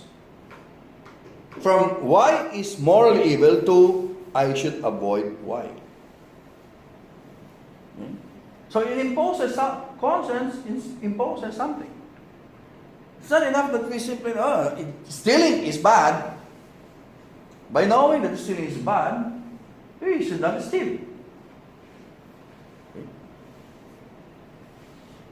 Respecting other people is good. So it's not enough that we know that respecting other people is good. We should respect people. This is where the normative power of truth lies, in the transition from the be to the should. And this is where duty lies. So it's not enough that we know the truth. It's our duty to do what is the truly good action. Conscience is where we achieve the peculiar union of moral truthfulness and duty, which manifests itself as a normative power of truth. The normative power of truth. Truth makes demand. It commands. But, what formally defines truth as an ought, as What? as true? What formally? What formally makes this truth and turns it out as a duty? What formally makes truth? It's conscience. So it's conscience. Yes. because it's conscience for Wojtyla, it's conscience that recognizes the duty. Yes. Because it's in conscience that we don't just say X is good. It's conscience that tells us, well, because you know X is good, then do X. Because the first principle of conscience, remember, is do good, avoid evil. Then the formal power of the truth as a should comes from the good, because it can't but recognized by conscience. The power of the truth as a should. the power of the truth as a should comes from the very truth of the good. Yeah, the truthfulness of the good. The truthfulness of the good. But the one that really, but because the truthfulness is just there, right? It's conscience that recognizes this. It's conscience that actualizes this, because it's conscience that makes the command. Can we say that it is conscience who blends the two, and therefore Yes, you can say that, and therefore makes a command, Yes. or the conscience? It's conscience that realizes the truthfulness of the good, and therefore, because conscience realizes the truthfulness of the good, it makes the command. Conscience realizes that X is truly good, and because X is truly good, then you have to do it. That's why for Wojtyla, conscience is very, very important. But of course, we have to maintain true and good conscience. Not just any conscience. All right. So, conscience where this peculiar union of moral goodness, truthfulness, and duty, which manifests itself in the motive power of the truth. The sense of duty is the experiential form of the dependence of the moral truth to which freedom of the person is subordinate. The role of conscience is to experience not only truthfulness but also duty. And duty relies on moral truthfulness. So moral truthfulness is a combination of the truthfulness of the good. Meaning, when you say moral truthfulness, it means the true goodness of an object or of an act. That an act is really, truly a good action. And when we realize that, our conscience realizes that, then conscience will say, since this good is a true good, it's a true, morally good, then do it. Okay? Honesty is a true good, then be honest.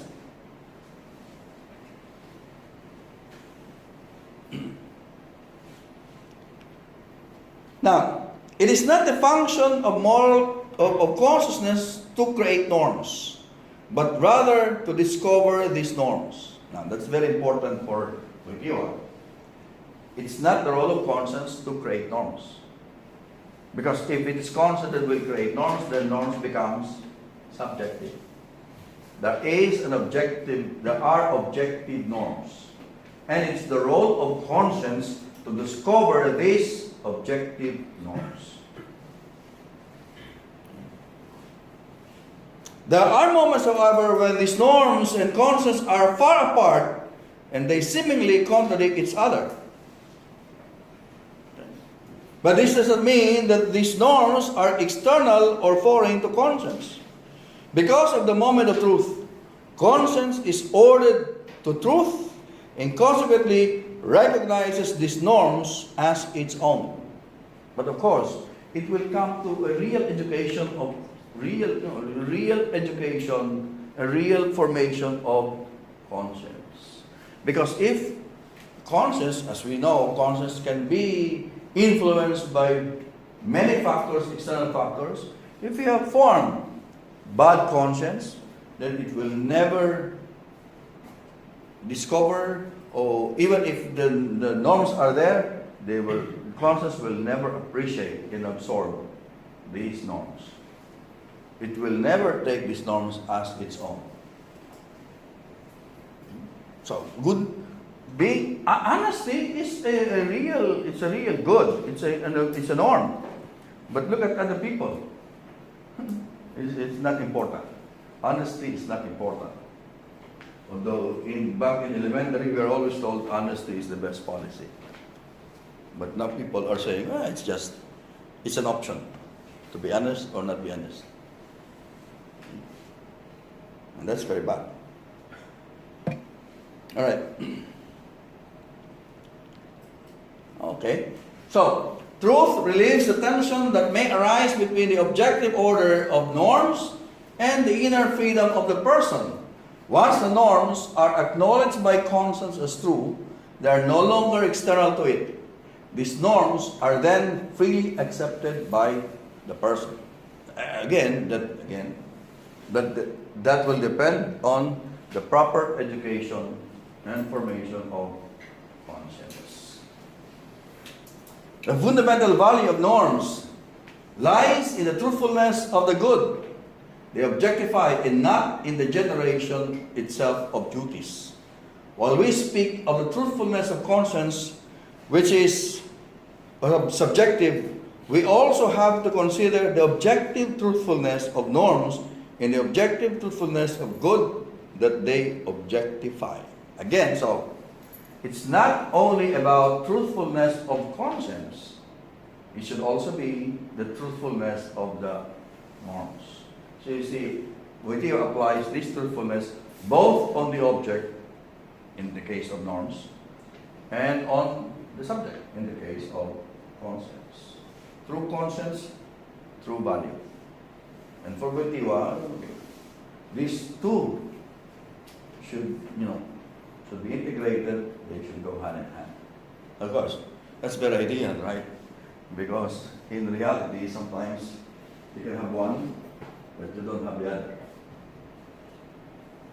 But she's talking about psychology here, of course, so talking about ethical things. All right, questions? Yes. Look, it seems to me that with his talk on truth, although he did not directly say it here in this discussion, but he seems to point to cognition as an important thing here, this one. Yes. Because before we can arrive to these things, cognition must be properly formed, Yeah. in a sense that cognition should be properly directed towards the truth, or the Yeah. proper epistemological or proper the proper arrival of man to truth is necessary in order to have these things. Yes. So there could be a problem with conscience and everything else if there's a problem with the first apprehension of the truth. Yes. So it seems to, but while listening to the discussion and from the reading, Wojtyla seems to just presuppose that we know the truth. Mm-hmm. He does not give us How? a way to arrive to that or anything. Well, it may, in the acting person, it may appear to be so. But in many of his writings, even in his pontifical or papal writings, you can see there that we have to educate, we have to train, we have to transform, we have to or form good cognition and good conscience. So in this discussion, in the acting person, we may appear to be presupposing that all men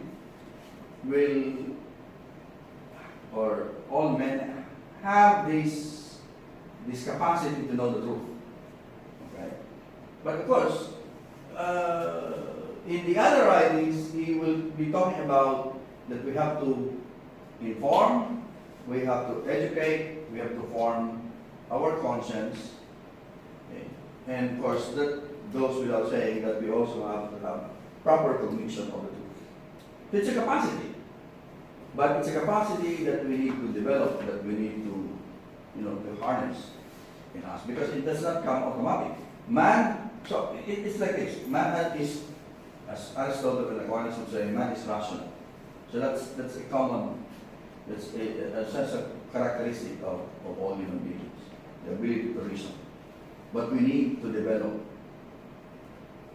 We need to develop that. That's why education is very important in this kind of philosophy. We need to develop that. We need to develop conscience, good conscience.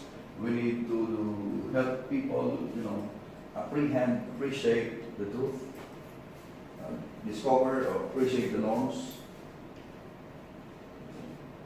So, in here, it may be presupposed, as in the case of Aristotle, presupposing that man is rational, but of course we need to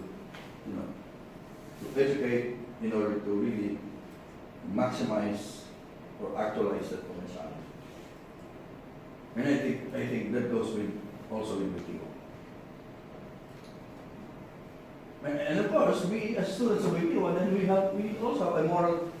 It's also normative on our part. It also calls for a moral obligation on people to understand this, to educate people so that they understand and appreciate the truth and develop good conscience. And of course, knowing that, again we go back to our discussion, of course, knowing that it is this, knowing that it is good to have good conscience, then it's not just knowing to have good conscience. We have to develop good conscience and help other people develop good conscience. And I think as teachers and the priests among us, and that's a moral obligation to educate people, to help them form truthful conscience.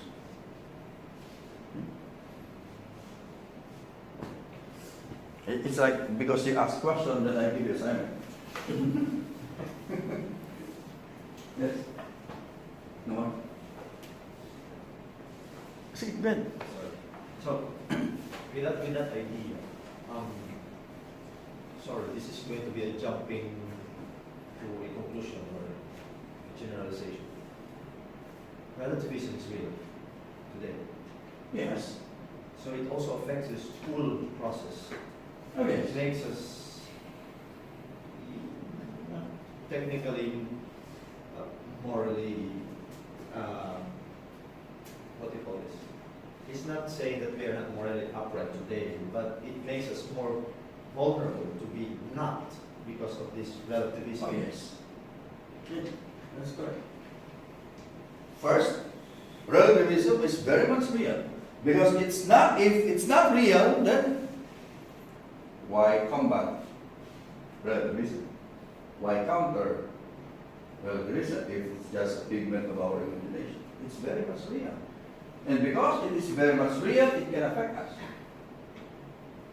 And it can also affect even the way we understand this, or appreciate this, or even the way we are going to practice or apply this.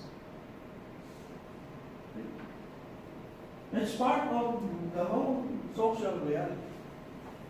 And relativism is not something new. It's been there ever since.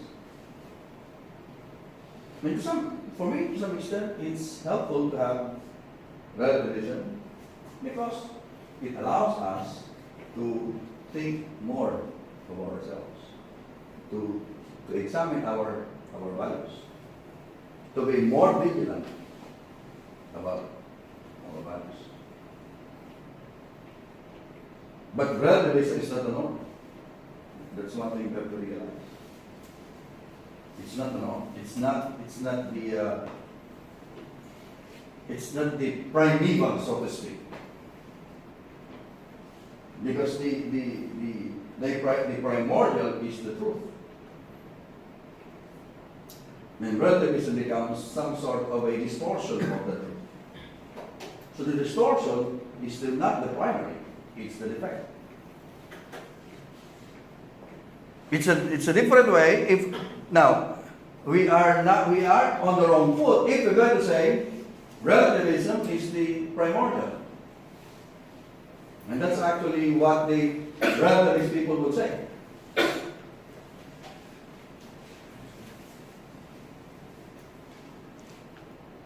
But even in the history of philosophy, go back to the ancient Greeks, to the Presocratics, the Ionians have already presupposed the objectivity of the world and the absolute, the certitude of the mind. It's only when different interpretations come in that the skeptics appear, or the relativists appear. So the relativists appear later on because of the different interpretations of reality.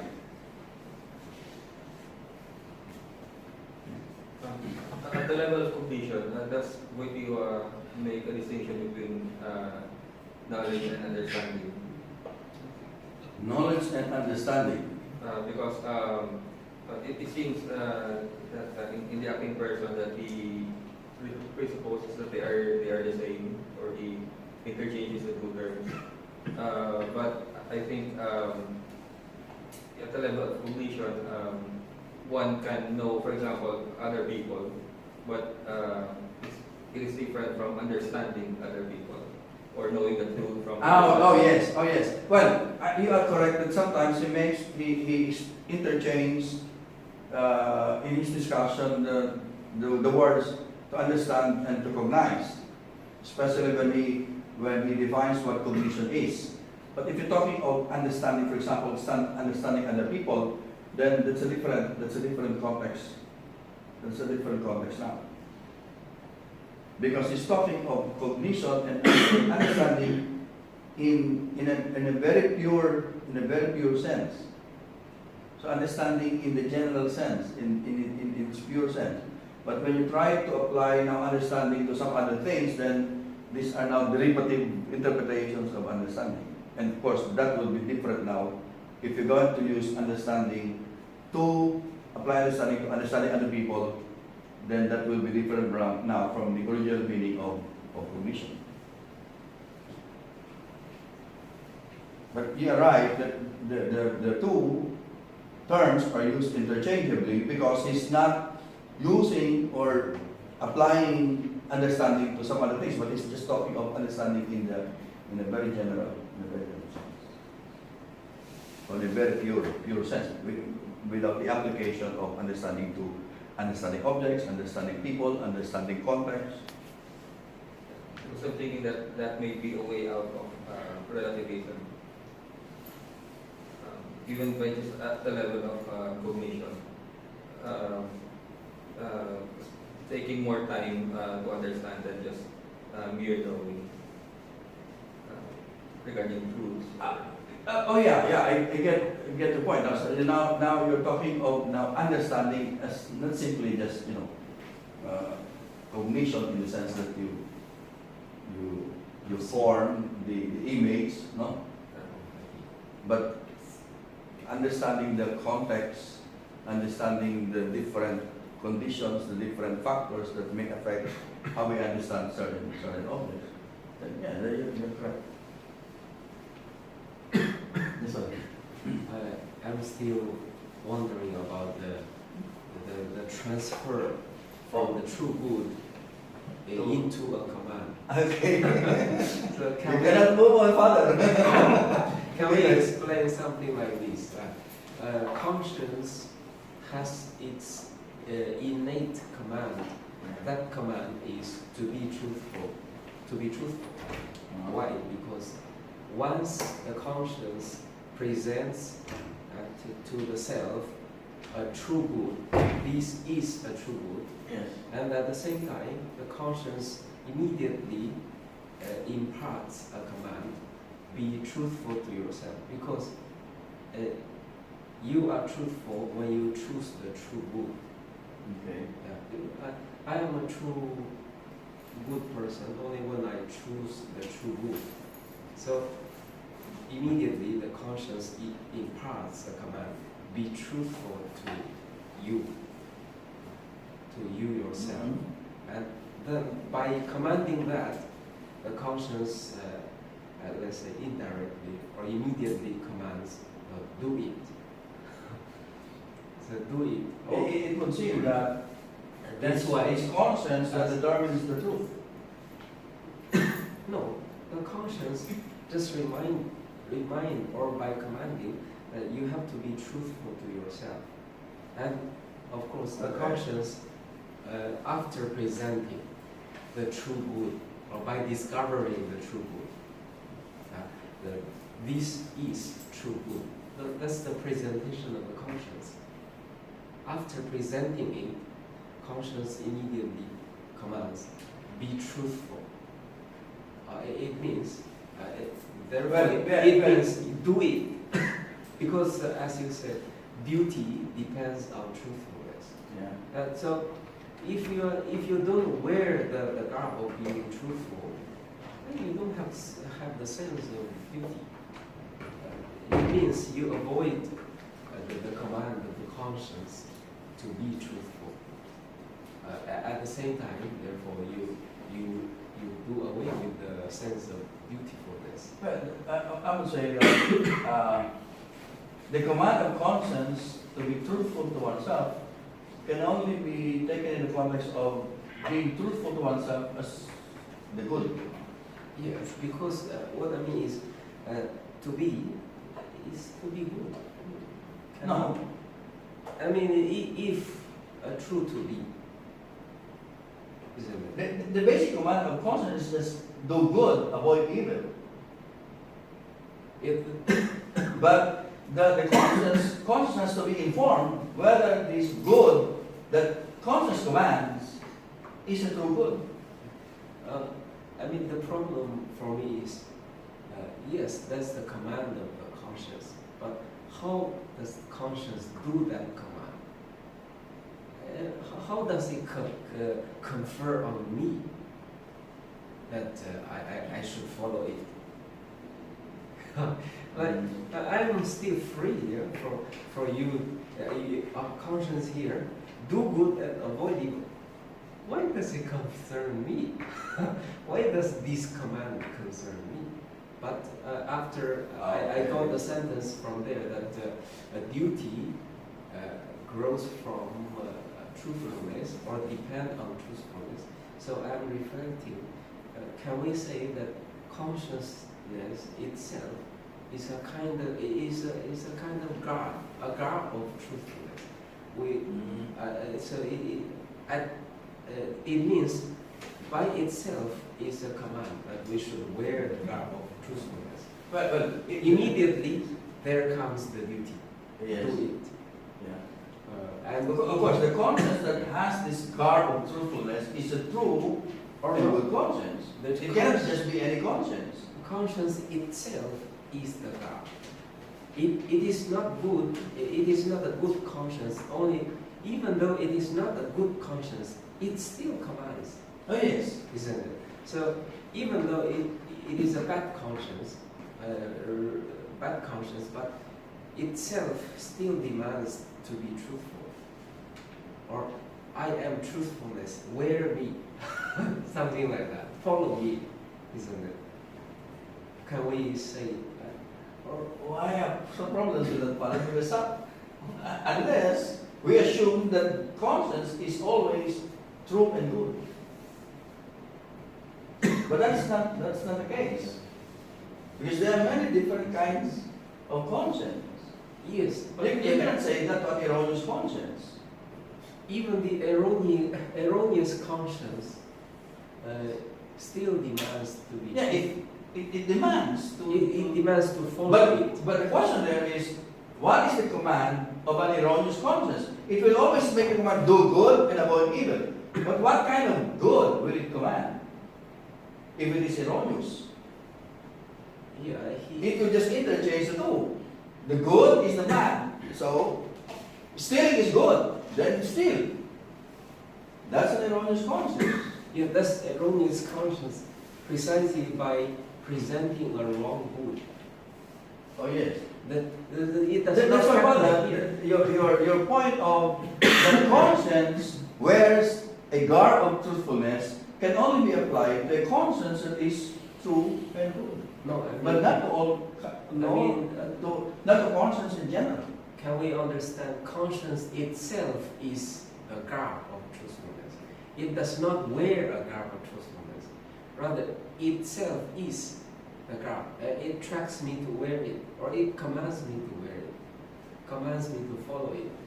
I don't know, Father, because unless I take this scar of truthfulness, only then I have the sense of beauty. I have the sense of beauty. Like only I follow conscience, I have the sense of duty to do good. The true good. yes, that, you're right, but that applies only to a conscience that is true and good. It can be applied to all kinds of conscience because there are consciences as well are erroneous. Let's hear your point. I think the question of Father is the classic argument about the what we call this the jump from east to ought. Oh yeah. The question of to be to ought to be. So classic argument. But I think in the general structure of Karol Wojtyla's philosophy, I think I would draw this picture that there's this existence, there's this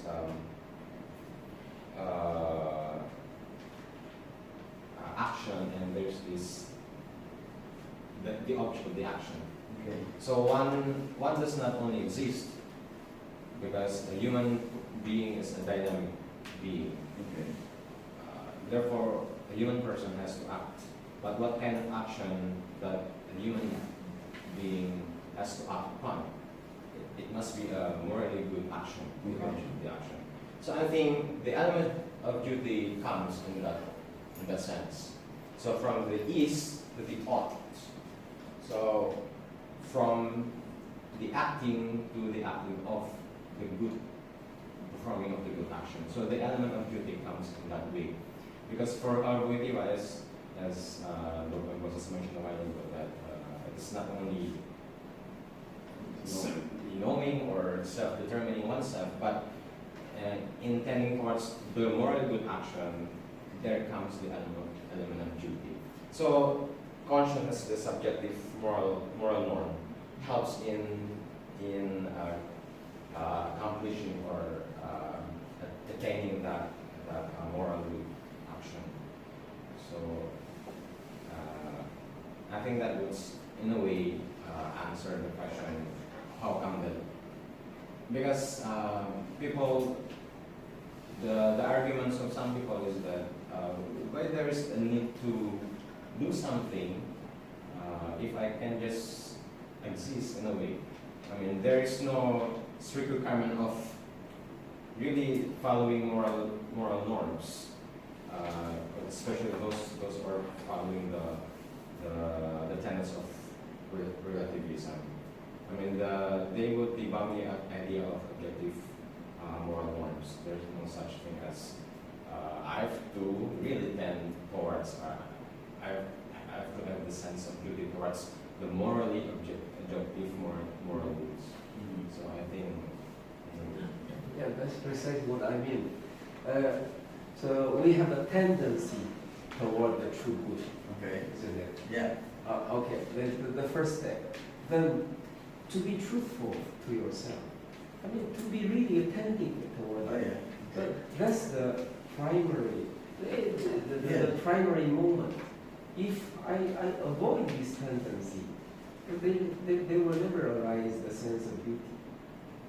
If I really take up this tendency, or I really be truthful to this tendency, so that's the truthfulness where grows beauty.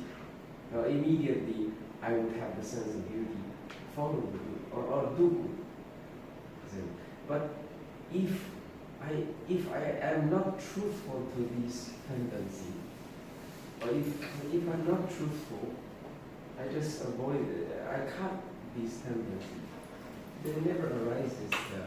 Even the command of the conscience does not impede. Does not make a beauty of me. But I think If I'm not truthful to the tendency. whether our judgment is morally right or wrong, there is always a sense of duty when the conscience commands. That's why we call it erroneous conscience. Yeah, that's why I'm thinking whether we can think of this conscience itself as the very garb of our truthfulness, or as the very garb of truthfulness that we should wear. Even if it is an erroneous conscience, we need to follow if we are truthful. Isn't it? If we are truthful, even there is an erroneous conscience, we should follow. Because conscience itself is the garb of being truthful. To educate the conscience only means that you make it to know the true good, to know the truth, to present the true good. But it will never to a point that you educate your conscience so that your conscience can speak to you. So the conscience always is there speaking. Only that he speaks the real good to you. That's the education of the conscience. That's my. Well, I get your point. I get your point, Father. I really get your point. And my problem there is, what comes first, the truthfulness or the command? The command follows the truthfulness. The truthfulness here is not the truthfulness about the object. Yes, but the point is, will you follow something simply because it's truthful? No, I follow because I'm truthful to myself. That's the first point. But there should be a command to be followed, right? Yes, but that one only becomes a duty for me. The command only becomes a duty on my part only when I am truthful to myself. Okay. That's what I want to say. Because even though there is a command, I don't have the sense of duty to follow it. There are times because I'm not true. Okay. So being truthful to myself is the first moment where I can start being beautiful. I can respond to the commands. Having a sense of duty to follow. All right. I'm just thinking of the categorical imperative of Kant because. Yes, because the categorical imperative, what is it? Why does it has anything to do with it? But of course, Yeah, we are missing one thing very important here, because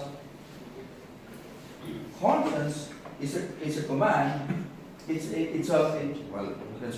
inner voice, and people would say, well, it's an inner voice, but it's not really a voice that is coming from us.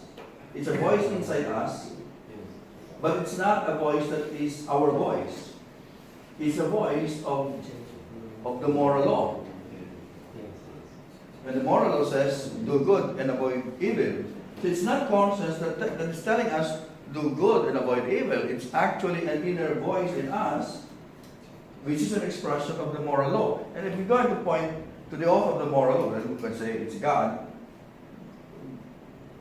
Kant would just say it's our practical reason that understand the moral law. But that moral law is not something that's coming from us. So the voice, the command, is not a command coming from the self. It is actually a command coming from something else that is heard by our conscience. So when you say, conscience tells us do good, avoid evil, it's not actually conscience that tells us do good and avoid evil. There's an inner voice that tells conscience to do good and avoid evil. And it's conscience that relates to us this voice, this command. Yes.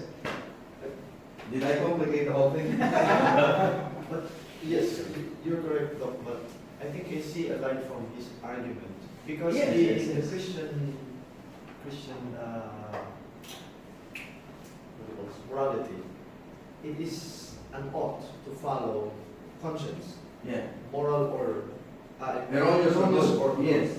So in that sense, by it being a subjective norm, you have to follow it. So then if you follow the good, then it's good. If you follow the bad, it still is bad, nonetheless. But it should be followed because it is a subjective norm. Because if you will not follow it, then I can hitch to this idea that you will not be truthful to yourself. That will be untruthful because you will not follow which is ought to be followed, which is the conscience. That's the normative, the subjective norm in you. If you're going to follow that, you will not follow any other norm, in a sense. It's just, it so happens it's wrong.